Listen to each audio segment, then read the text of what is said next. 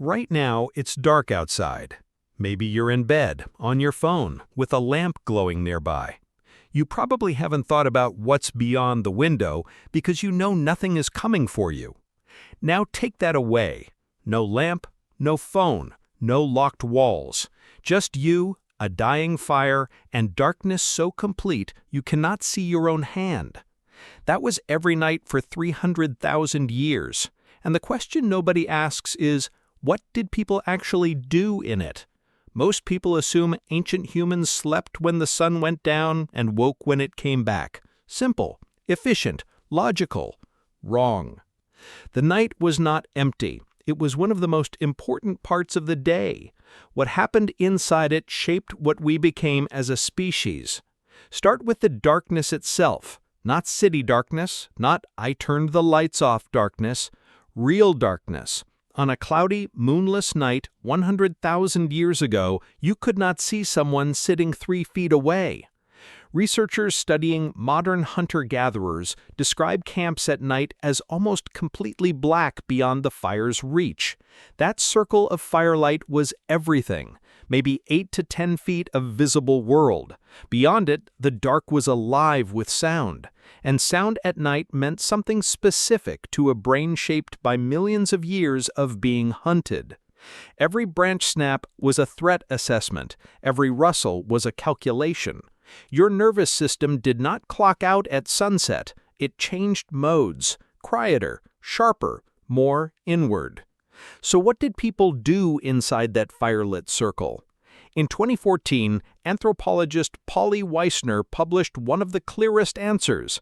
After decades with the Juho-Anzi people of southern Africa, a group whose lifestyle offers a rare window into our ancestors' world, she analyzed hundreds of hours of daytime and nighttime conversation.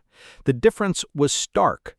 By day, talk was practical. Animal tracks, useful plants, who was helping, who was not, logistics, survival, social management.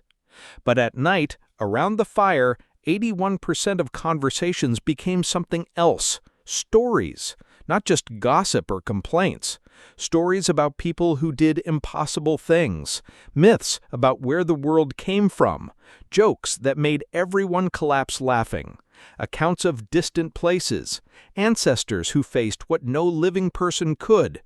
In other words, darkness did not shut humans down. It opened a different human ability. The night became the place where fear turned into imagination, memory became meaning, and a small circle of light taught us who we were. Weissner argued this wasn't entertainment, this was technology. Firelit storytelling was how information traveled across generations without writing, how a group's identity got built and reinforced every single night, how empathy was practiced. You can't feel what a character in a story feels without activating the same neural circuits you'd use in real life. Ancient humans were running empathy simulations every night around a fire in the dark for hundreds of thousands of years. Your brain didn't develop its capacity for complex social reasoning by accident. It developed it here, in exactly this kind of night. But not everyone was talking. Some people were working. Firelight is dim, about as bright as a single candle held at arm's length. But it's enough. Archaeologists have found evidence of what people made by firelight, and the detail is astonishing. Bone needles so thin and precisely crafted that modern researchers struggle to replicate them without metal tools. Beads drilled through stone and shell with stone-tipped tools. Flint blades shaped through a process called pressure flaking that requires sustained focus and extremely fine motor control. This wasn't rough work you could do half asleep. This was skilled craft performed in near darkness, guided by touch as much as sight, probably while someone nearby was telling a story. There's something almost unbearable about that image if you sit with it. A person 40,000 years ago sitting cross-legged by a fire that's the only light for miles, shaping a needle from bone while someone's voice fills the darkness around them. And then there's the sky. We talk about stars the way we talk about wallpaper, background, decoration. Ancient humans looked at the exact same sky and saw something completely different. With zero light pollution, the Milky Way was a physical object overhead, a river of light so dense and detailed that individual star clusters were visible to the naked eye.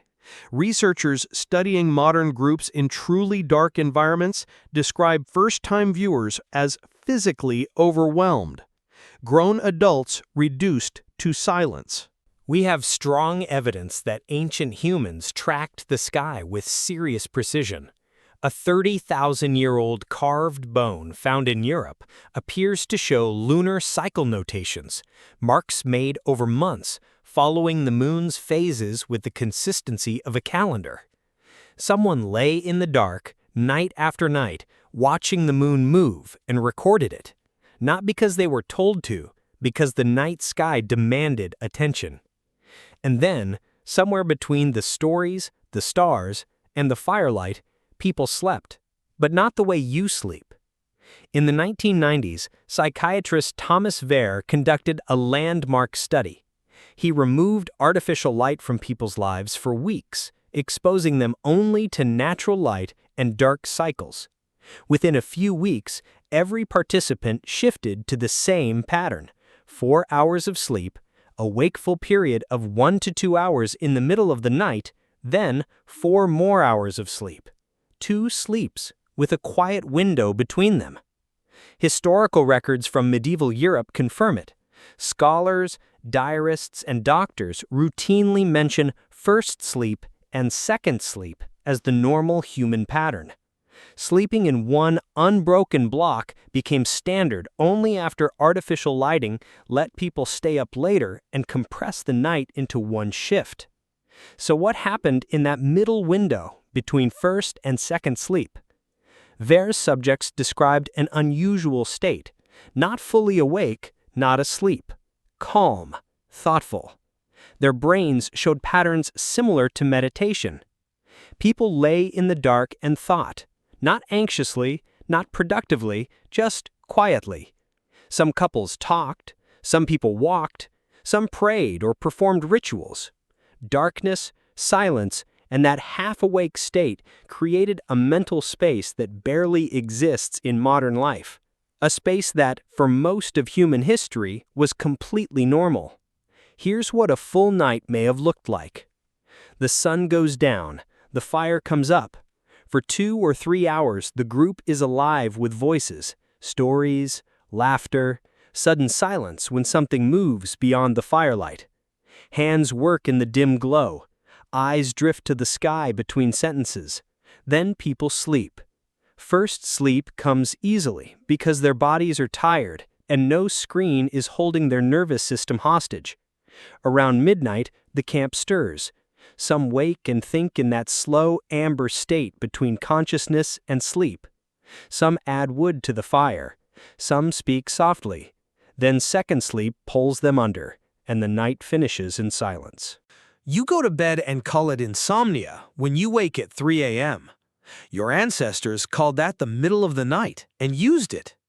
You look at your phone the moment you open your eyes because silence feels wrong. They sat in total darkness and found it completely natural to exist without stimulus for hours. You've never seen the Milky Way the way they saw it every single night. You've never had a story told to you by firelight by someone who believed every word they were saying.